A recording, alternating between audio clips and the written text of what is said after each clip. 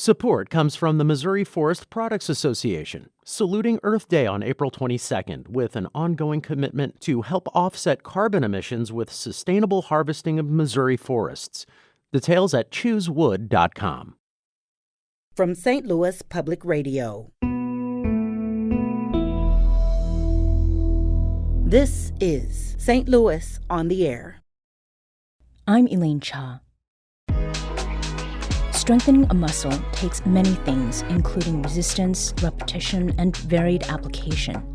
Using the same moves with the same weights and a consistent number of sets gets the job done. Yet reliance upon a routine will eventually lead to a plateau and missing potential for more and better strength. And that ultimately can have consequences for the body as a whole. Does the same principle apply to training for anti-bias, especially for police departments that utilize daylong programs for their officers? A recent study out of Washington University explores that question. Joining me in studio to talk about it is Calvin Lai, Assistant Professor of Psychological and Brain Sciences at Washington University. Calvin, welcome back to the program. Hi, it's a pleasure to be here. In the weeks immediately following the killing of George Floyd in 2020, demand for DEI, or diversity, equity, inclusion, and anti-bias training increased dramatically. Calvin, do you have any figures on what demand is currently like among law enforcement agencies, more either locally or broadly speaking? Yeah, I think that generally, we don't have census-like records of exactly how high the demand for training is, but it is the case that practically every department in every kind of major metro area is offering some form of diversity training at this point. And is that a recent development, or was that something that kind of existed maybe at lower percentages in the past and there's been some increase? Yeah, it has always existed in some form, but there has been renewed kind of focus or interest in it, along with a bunch of different new types of approaches trying to get at training officers better on it. Okay. So then when it comes to this latest study that we were talking about, it suggests that typical implicit bias-oriented training programs that are used by most U.S. police departments are unlikely to reduce racial inequity in policing. What is it that led you to this conclusion? Yeah, so in our study, what we did is we looked at over 250 training sessions of police officers, and we looked at how these trainings were changing officers' beliefs, their motivations, and the type of behavior that they're reporting on the job, whether they were using some of these evidence-based strategies that we were teaching them. And what we found is that officers often reported buying into a lot of the ideas that were taught into the training, but when it came to kind of following through in the way that matters in terms of what they're doing on the job, we didn't see any evidence, at least about 1 month later, that officers were actually changing up what they were doing. Mm-hmm.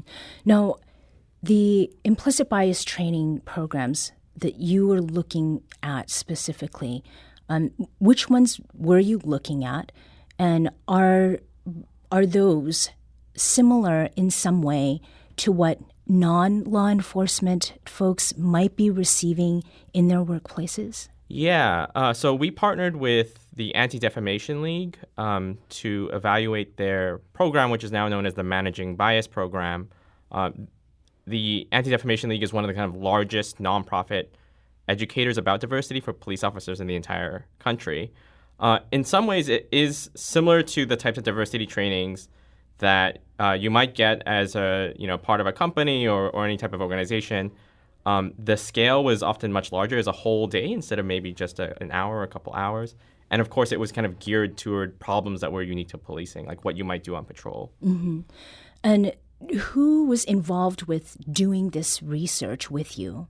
Yeah, I did this in collaboration with my lab manager at the time, Jackie Lisnick, who's now a PhD student at the University of Virginia, along with collaborating with police department or departments and the Anti-Defamation League. And where were the departments that you did this research on? Unfortunately, due to a memorandum of understanding, I'm not allowed to disclose the department or even the number of departments. Wow. Okay, so there's some opacity there for a number of reasons. Yeah, and I think that there's this kind of tension in terms of wanting evidence-based practice, but departments worrying about liability and bad press. If, for example, the results don't turn out the way that you might want, right? Mm-hmm. To find that this training was kind of off the walls great, right? That like you might be giving your officers a training that is less than ideal. So does that have effects then on accountability? Yeah, it's a tension. And so a lot of our work as researchers is kind of meeting departments halfway in terms of why this is kind of good for the greater good, why it's going to be good internally, while still kind of protecting their interests in terms of, getting splashback for doing the right thing, right? Doing evidence-based practice. So one of the other things with the study, you've mentioned the Anti-Defamation League. One of the things that your study does is to talk about some of the shortcomings that exist in that particular program. What are those shortcomings, and are they common to other anti-bias approaches? Yeah. So a lot of the problems that we identified are things that are going to be common in police diversity trainings and are also common in diversity trainings in organizations generally, whether you're working in a company or school or whatever.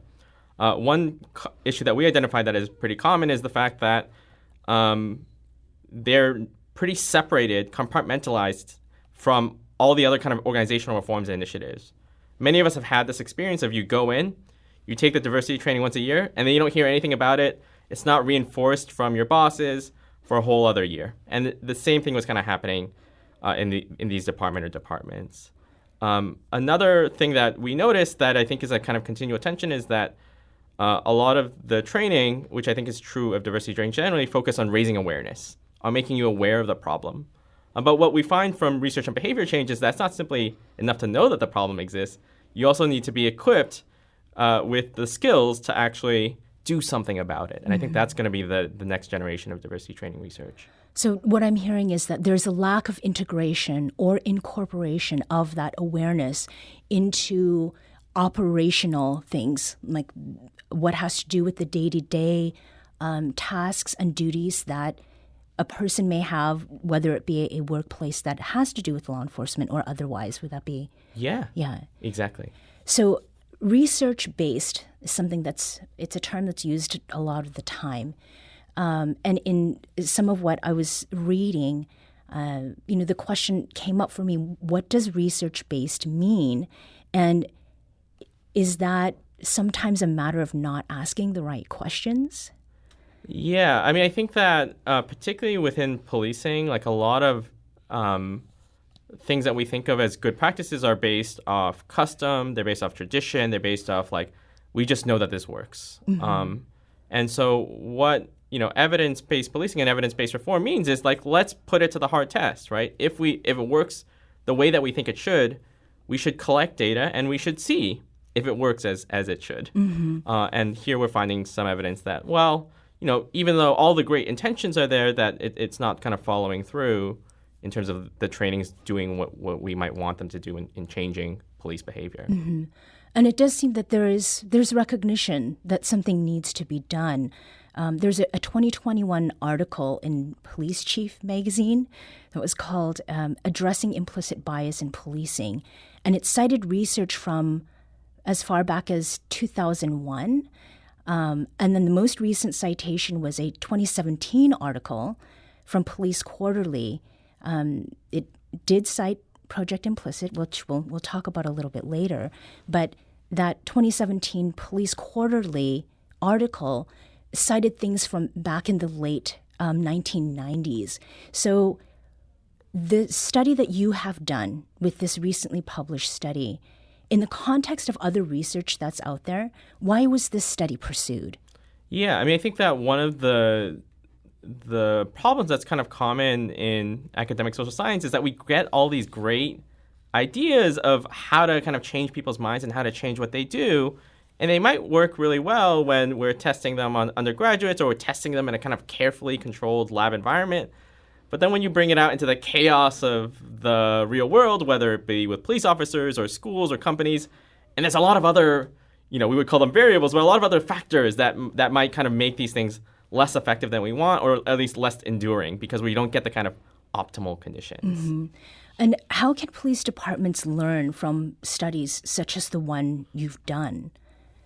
Yeah, so I think that there are two types of implications from our work, one of which is that to just do better trainings, to think quite diligently about, like, if your training is kind of reinforcing some type of lesson, making sure that that police managers are reinforcing it, that's reinforced in hiring, promotion, and evaluation, and maybe to make these trainings more effective in terms of pushing, like, here's what you're gonna concretely do on the job. So that's one potential implication. Another possibility is to think about, maybe energy and reform might be directed somewhere else where there is a better track record. Mm-hmm. Now, the problem within policing is that there aren't many easy wins, many low-hanging fruits of how to reduce inequity. So that's kind of one of the catch there, right? That there might be better reforms, but we're dealing with a lack of evidence across many different domains. Mm-hmm. We need to take a quick break, but we will be back shortly to continue this conversation. This is St. Louis on the Air on St. Louis Public Radio.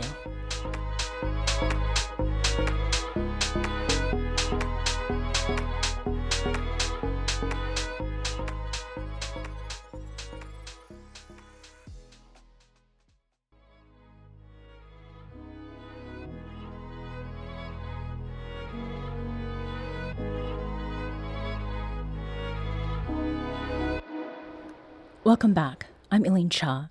Now, before the break, we were talking about what it is that can be done with the results of studies like yours at the departmental level. What is your sense of the results of this study actually effecting some change at departments? And does that have anything to do with where those departments may be located? Yeah. So, I mean, my hope is, from kind of getting the word out about our work and various other channels that, departments do take this into mind, right? To demand more of what is kind of offered in these trainings and to really think more rigorously about what these trainings are doing to officers or not. In terms of, like, where the departments are located and how that matters, one of the kind of key principles is that these trainings ought to be tailored to the types of equity-related issues that officers are dealing with on the job, right? Mm-hmm. So the type of issues that you're dealing with in a border town is going to be really different from a department that is not on the border, mm-hmm. right? So those are the types of things to kind of think about, and you can also think about that within the organization, that there are people who are dispatchers, or people who are on patrol, or people who are managers. They're going to be dealing with different types of equity-related problems. Mm-hmm. So this is not limited to police officers. It involves everyone who is working sort of in that organism. Yeah. Now, one of the things that you have been quoted in a WashU article about this study is that it's important to manage expectations about what can be accomplished in a single standalone training session, that is. Whose expectations are we talking about here? Yeah, I mean, I think I would argue almost all of us. So when we think about what these diversity trainings can do, we kind of think of them as this kind of black box that might kind of create change. But at the end of the day, these diversity trainings are just a form of teaching. So, what do we normally expect from an hour or a day of teaching? Usually we don't expect that much, mm-hmm. right? Like, when I teach my undergraduates, I'm happy if they remember stuff, 1 month later for the exam. Mm-hmm. And so I think we have to kind of set our expectations accordingly, that, like, one day of teaching is not going to, totally change everything overnight. But that doesn't mean it's worthless. Mm-hmm. But we should kind of set our expectations accordingly. And then there's something that you had also said about all or none thinking around the effectiveness of implicit bias training. What do you mean by that? And who tends to hold that zero-sum notion? Yeah, I mean, it doesn't take that much Googling to find that there are so many of these articles that are like, does diversity training work? Do implicit bias trainings work? So I think a lot of times we think of it as a yes-no proposition.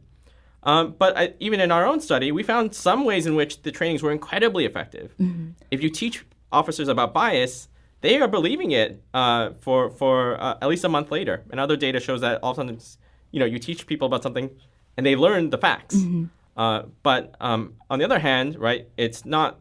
We're not finding great evidence in terms of actual behavior change. And so that's what I mean about moving away from just a yes-no mm-hmm. and more of like thinking about what types of outcomes do you care about, and does the training kind of hit those outcomes? And can you provide an example of something that has been successful?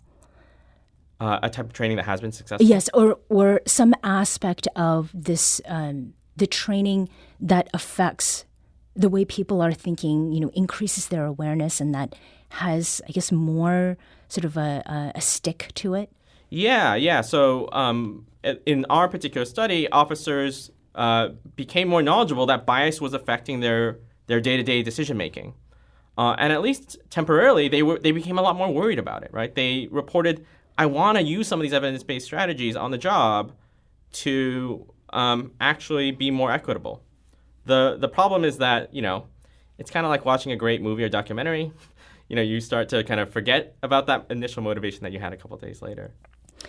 Is there anything to zero-sum notion, and then what you've talked about as far as the way that you lose as you get farther away from the lesson, things that are important, that are really unique to police departments and features of law enforcement culture? Yeah, I mean, we don't have direct data, but I think that like one of the things that is going to be different from, say, when you're doing a training in a police department, say, compared to, like a university, is that there's just going to be a lot more resistance up front at many different levels of the organization. Mm-hmm. And so a lot of times the types of things that you want to teach or educate about are probably ones that are more, some of the kind of basics compared to, say, if you're talking to a bunch of folks that are already kind of on board, that have already done a lot of their homework, have learned about this on their own time, and they are more interested in how do I create more social change within my organization. So you're going to have to meet people at where they're at. And mm-hmm. so when it comes to training and policing, right, a lot of it is kind of just establishing that we all have the same goal here, better policing. I think it goes that we should say that one of the things people think about immediately when they think about anti-bias training is how it affects or does not affect fatalities and shootings. So can these kinds of studies, like what you are doing now, help us understand how police come to a decision about, whether they do draw and fire, and, how implicit bias is playing a concrete role in these kinds of encounters? Yeah. So I think there are kind of two parts, like, what's the kind of relationship here in general in terms of bias and these types of fatal shoots, and does training kind of affect that? I think that there is really great or kind of robust evidence that, certainly bias is going to matter. It matters in terms of how officers might choose to kind of escalate, to kind of get into one of these situations where it becomes a shoot or no shoot decision. And we also have great lab-based simulations to find that, when it comes to these kind of split-second judgments, that racial bias is kind of implicated in whether an officer might decide to shoot or not. Mm-hmm. In terms of whether we can establish that trainings are affecting those kind of fatal uses of force, unfortunately, statistically, it's incredibly difficult because uses of force, and particularly fatal use of force, is just so rare that finding a relative change is just very statistically difficult. Mm-hmm. But using types of outcomes that are more common, say arrests or stops, there I think there's more promise in finding that we could actually affect change on these kind of more common types of outcomes. Mm-hmm. In this last minute, can you talk about what it is about the work you're doing, studying the effectiveness of anti-bias efforts among law enforcement, why it is important beyond merely academic or scholarly endeavor? Yeah, I mean, I think that at the end of the day, much of establishing greater equity in policing involves figuring out what are the types of reforms to throw our money and energy at. And the reason that I think our work is so important is that at least it adds this conversation about here's what we know, here's what we're kind of buying into when we sign up for this particular type of reform. Mm-hmm. Calvin Lai is an assistant professor of psychological and brain sciences at Washington University. He spoke with us about his recent study showing that day-long implicit bias-oriented training programs commonly used by most police departments are unlikely to actually reduce racial disparities in policing. Calvin, thank you so much for coming in today. Great. It was a pleasure.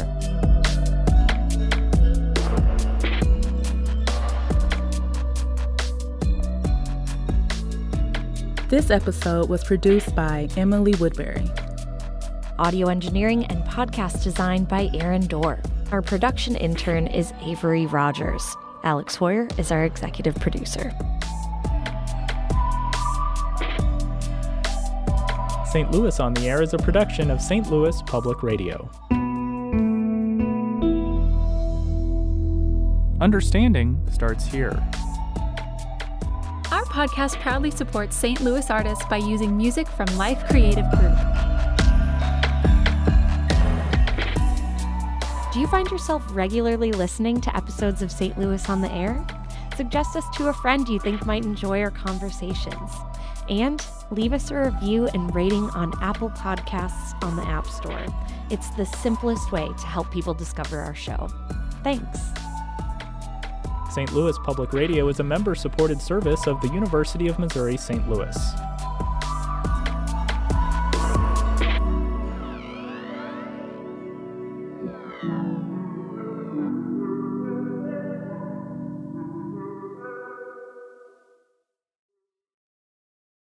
Support comes from the Missouri Forest Products Association, saluting Earth Day on April 22nd with an ongoing commitment to help offset carbon emissions with sustainable harvesting of Missouri forests. Details at choosewood.com.